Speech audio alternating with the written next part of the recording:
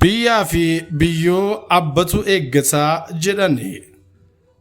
Pirezidaantiin bulchiinsa mootummaa naannoo Oromiyaa obbo Shimallis Abdiisaa addunyaan hariiroo madaala uumaaf uumamaan tikfamti. Uumamni kunneenis asaasa uumamaatiin seeraa fi sirna isaanii eeggateen tokko kan biroo firqoo ta'uun waliin jiraatu. Ulfinni uumamaas madaala kana bifa ta'uun tiksuun ijaarama. Deemsa uumamaa kana kan hubate Oromoon garri waayyuu bosonaan midhaaga. Burqaan waayyuu adiyootti hin hambifamu. Dacheenis waayyuu bishaan keessaan dhabamu.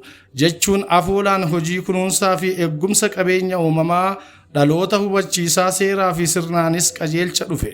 Safuuf safeeffannaa uumamaa tiksuuf qabnus seera tumee lallabuun uummanni eda'amee waliin akka jiraatu duudhaa keenya ganamaattu nu barsiise.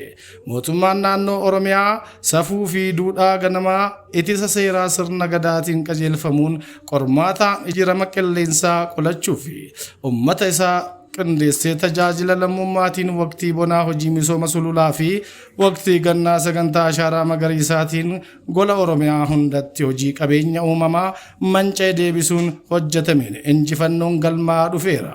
Akkuma abbootni keenya safuu fi magaalomsuu Oromiyaa dinagdee humneessuu fi egeree bu'uureessuu. Magaalli wirtuu siyaasa dinagdee hawaasummaa fi qaroominaa jiddugala namoonni rukkina olaanaan keessa jiraatan yoo ta'u, bu'uuraalee misoomaatiinis kan guutamedha.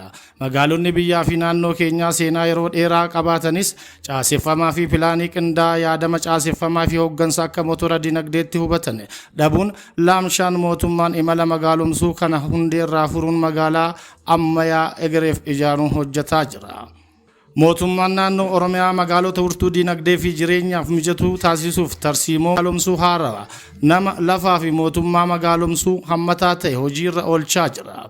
Galmoota gurguddoo magaalomsuu Oromiyaaf xiyyeeffannoo olaanaan kennameen magaalota Adaamaa, Shaggar, Bishooftuu fi zoonii dinagdee addaa gadaa akka motora wirtuu dinagdeetti filatamaniiru. Magaalonni kunneen industirii, qonna, turizimii fi dinagdee dijitaalaa hammattoo yaadama haaraa qabaachuun pilaanii haaraan hoogganamaadha. Kanaanis masaanummaa magaalonni uummata waliin qabaachaa turan maqsuun jireenya mijataa fi misooma itti fufiinsa qabu dhugoomsuun magaalonni Oromiyaa motora dinagdee ta'uun kan dandeessudha jedhame.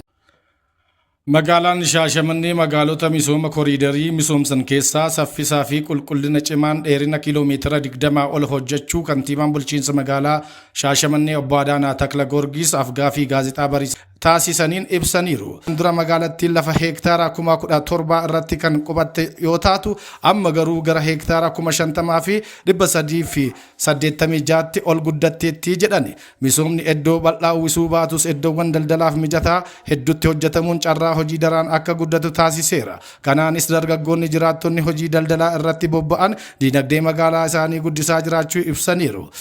Magaalaan Shaashamannee magaalaa guddoo saboonni garagaraa keessa jiraatan keessattuu saboota 27 olii fi lammiilee biyya alaa naannoo Kaaribiyaan irraa dhufan keessa jiraatan ta'uun hojii daldalaa ishee yeroo hundaa dabalatee karoora ministeera muummee irraa kenname fudhannee muuxannoo Finfinneetti dabaluun gara magaalaa keenyaatti deebinee hawaasa mariisisuun waan hojjanneefi jedhani. Hawaasni magaalichaas misoomaaf dursa kennuun otoo beenyaa tokkollee hin gaafatin ofuma isaatii manneen karaa gubbaa turan kaasuuni.